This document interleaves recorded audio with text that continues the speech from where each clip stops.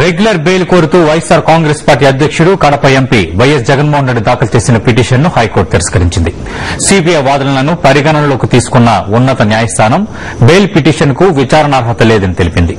Jagan case విచారణ సందర్భంగా 3 అంశాలపై సుప్రీంకోర్టు ఇచ్చిన మార్గదర్శకాలను అనుసరించి తాము జోక్యం చేసుకోలేమని తెలిపింది. అత్యున్నత న్యాయస్థానం ఆదేశాలని తాము అనుసరించాల్సిందేనని హైకోర్టు స్పష్టం చేసింది. ఇక దర్యాప్తు పూర్తి కాల వ్యవధి నిర్ణయించాలన్న జగన్ తరపు న్యాయవాదుల అభ్యర్థనపై కోర్టు స్పందిస్తూ అది సుప్రీంకోర్టును కోరి ఉంటే బాగుండేదని సూచించింది.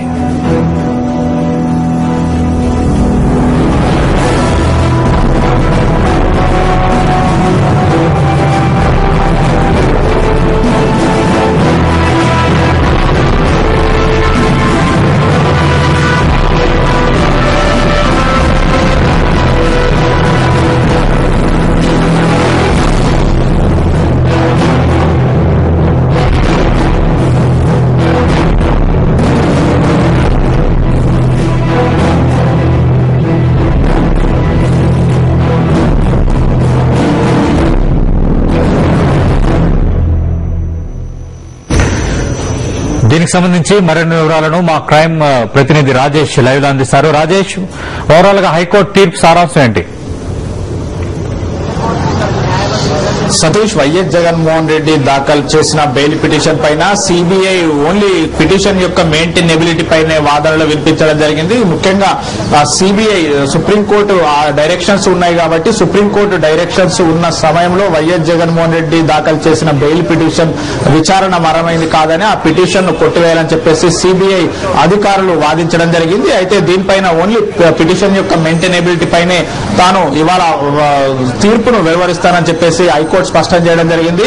కొద్దిసేపటి క్రితమే వైఎస్ జగన్ దాఖలు చేసిన బెయిల్ పిటిషన్ పైన హైకోర్టు తీర్పును వెలువరించడం జరిగింది. ముఖ్యంగా సుప్రీంకోర్టు ఏదైతే 3 గైడ్ లైన్స్ పేర్కొందో, ఒకటి క్విడ్ ప్రో కో కేసులో దర్యాప్తును పూర్తి చేసి ఒక కన్సాలిడేట్ ఛార్జ్ షీట్ ను దాఖలు చేయాలి. అంటే సప్లిమెంటరీ ఛార్జ్ షీట్లు వేర్వేరు ఛార్జ్ షీట్లు కాకుండా ఒక కన్సాలిడేటెడ్ ఛార్జ్ షీట్ దాఖలు చేయాలని చెప్పేసి సుప్రీంకోర్టు సిబిఐని ఆదేశించింది. ఇక రెండవ అంశానికి వస్తే సిబిఐ అధికారులు కన్సాలిడేటెడ్ ఛార్జ్ షీట్ ను దాఖలు చేసిన అనంతరము జగన్మోహన్ రెడ్డి ట్రయల్ కోర్టులో బెయిల్ పిటిషన్ దాఖలు చేసుకునే స్వేచ్ఛ ఉందని చెప్పేసి రెండో అంశాన్ని సుప్రీంకోర్టు ప్రస్తావించిందని, ఇక అదేవిధంగా సుప్రీంకోర్టు ఏదైతే డైరెక్షన్స్ ఇచ్చిందో ఆ సుప్రీంకోర్టు డైరెక్షన్స్ కు ఇన్ఫ్లుయెన్స్ కాకుండా సిబిఐ అధికారులు ఫైనల్ ఛార్జ్ షీట్ దాఖలు చేసిన తర్వాత వైఎస్ జగన్మోహన్ రెడ్డి ట్రయల్ కోర్టులో బెయిల్ పిటిషన్ దాఖలు చేసుకోవచ్చని, ట్రయల్ కోర్టు సుప్రీంకోర్టు ఆదేశాలని ఇన్ఫ్లుయెన్స్ కాకుండా పిటిషన్ ను స్వేచ్ఛగా విచారించే హక్కు ట్రయల్ కోర్టుకు ఉందని చెప్పేసి ఈ ప్రధానంగా 3 అంశాలని సుప్రీంకోర్టు ప్రస్తావించింది. కాబట్టి తాను ఆ సుప్రీంకోర్టు ఆదేశాలు ఉన్న సమయంలో వైఎస్ జగన్మోహన్ రెడ్డి యొక్క బెయిల్ పిటిషన్ ను విచారణకు స్వీకరించడం సరికాదని, హైకోర్టు అనేది సుప్రీంకోర్టు ఆదేశాలకు అనుకూలంగా నడుచుకోవాలి తప్ప వాటి ఆదేశాలను ధిక్కరించే అధికారం లేదని, సుప్రీంకోర్టు ఆదేశాన్ని ఖచ్చితంగా హైకోర్టులో ఫాలో కావాల్సిందే అని చెప్పేసి వైఎస్ జగన్మోహన్ రెడ్డి దాఖలు చేసిన బెయిల్ పిటిషన్ ను డిస్మిస్ చేస్తున్న సందర్భంలో హైకోర్టు ఈ విధమైన వ్యాఖ్యలు చేసింది.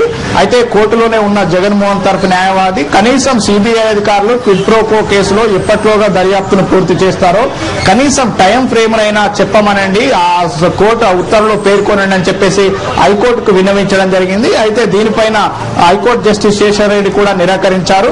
YS Jaganmohan Reddy regular bail petition దాఖలు చేసిన సమయంలోనే మీరు సుప్రీంకోర్టులో వాదనలు వినిపించి ఉంటే బాగుండేది, ఒక కాల వ్యవధిని కూడా మీరు సుప్రీంకోర్టును కోరి ఉంటే బాగుండేదని, సుప్రీంకోర్టు ఎలాంటి టైం ఫ్రేమ్ ను విధించలేదు కాబట్టి తాము ఒక హైకోర్టుగా సుప్రీంకోర్టు ఆల్రెడీ ఎలాంటి టైం ఫ్రేమ్ విధించలేదు కాబట్టి తాము టైం ఫ్రేమ్ విధించడం అనేది జరగదు అని చెప్పేసి హైకోర్టు జస్టిస్ శేషారెడ్డి స్పష్టం చేయడం జరిగింది.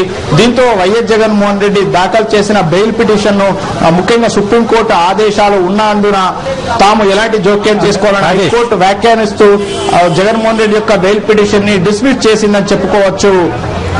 సతీష్, రాజేష్, సుప్రీంకోర్టు తీర్పు అంశాన్ని జస్టిస్ శేషారెడ్డి ప్రస్తావించారని మీరు చెబుతున్నారు. అయితే తీర్పు కాపీలో లేనప్పటికీ సుప్రీంకోర్టు ఇచ్చిన తీర్పులో మార్చిలోపు ఈ అంశానికి సంబంధించి ఒక క్లారిటీ గ్రాంట్ అంటూ సిబిఐని ఆదేశించిన సందర్భం కూడా ఉంది కదా. ఆ అంశాన్ని ఏమైనా జగన్ తరపు న్యాయవాదులు లేవనెత్తారా? సతీష్, ఇక్కడ ఒక స్పష్టంగా ఏంటంటే సుప్రీంకోర్టు ఎలాంటి కాల పరిమితిని విధించలేదు. అయితే సిబిఐ అధికారులే వైఎస్ జగన్మోహన్ రెడ్డి యొక్క బెయిల్ పిటిషన్ విచారణకు వచ్చిన సమయంలో సుప్రీంకోర్టులో వాదనలు వినిపిస్తున్న సమయంలో సిబిఐ క్విడ్ ప్రోకో కేసులో తాము 3 నెలల్లో దర్యాప్తు పూర్తి చేస్తామని సుప్రీంకోర్టుకు హామీ ఇచ్చింది. ఆ వాదనలు వినిపించారు. ఆ వాదనలు కూడా సుప్రీంకోర్టు ముందు రికార్డ్ అయ్యాయి. ఆ అబ్జర్వేషన్స్ కూడా సుప్రీంకోర్టు పరిగణలోకి తీసుకుంది. అయితే ఆ తర్వాత వాదనలు కొనసాగుతున్న సమయంలోనే సుప్రీంకోర్టు మార్చి 31వ తేదీలోగా దర్యాప్తును పూర్తి చేయాలని చెప్పేసి స్టిపులేటెడ్ టయాన్ని కేటాయించింది. అయితే దీనిపైన మాత్రం గతంలో జగన్మోహన్ తరఫు న్యాయవాదులు, ఎందుకంటే మార్చి 31 అనేది చాలా ఇంకా 6 నెలల సమయం తీసుకుంటుంది కాబట్టి దాన్ని ఇంకా దానికంటే ముందే ఇస్తే బాగుంటుంది, టైం ఫ్రేమ్ తీసేయాలని చెప్పేసి జగన్ తరఫు న్యాయవాదులు కోర్టును కోరడం జరిగింది. అయితే చాలా దూరం అవుతుంది కాబట్టనే సుప్రీంకోర్టు ఆ యొక్క కాల పరిమితిని తీసివేసింది. కానీ సిబిఐ అధికారులు దీన్నే ఒక సాకుగా చూపి, ఎందుకంటే 3 నెలల్లో తాము ఇన్వెస్టిగేషన్ కంప్లీట్ చేస్తామని సుప్రీంకోర్టు చెప్పిన సిబిఐ అధికారులు టైం ఫ్రేమ్ లేదు కదా అని దాదాపుగా అంటే అక్టోబర్ 5వ తేదీన సుప్రీంకోర్టు ఆదేశాలు ఇచ్చింది. అంటే దాదాపుగా 3 నెలల సమయం గడిచిపోయింది. 3 నెలల సమయం గడిచినప్పటికీ ఇప్పటికీ క్విడ్ ప్రోకో కేసులో ఎలాంటి దర్యాప్తును కంప్లీట్ చేయాలని చెప్పవచ్చు. దీనిపైన దర్యాప్తు యొక్క ఏ విధంగా ఎంతవరకు వచ్చింది, ఎప్పట్లోగా దర్యాప్తును పూర్తి చేస్తారని కనీసం ఇక్కడ హైకోర్టులో వాదనలు జరుగుతున్న సమయంలో కూడా సిబిఐ అధికారులు హైకోర్టుకు చెప్పలేకపోయారు. సతీష్.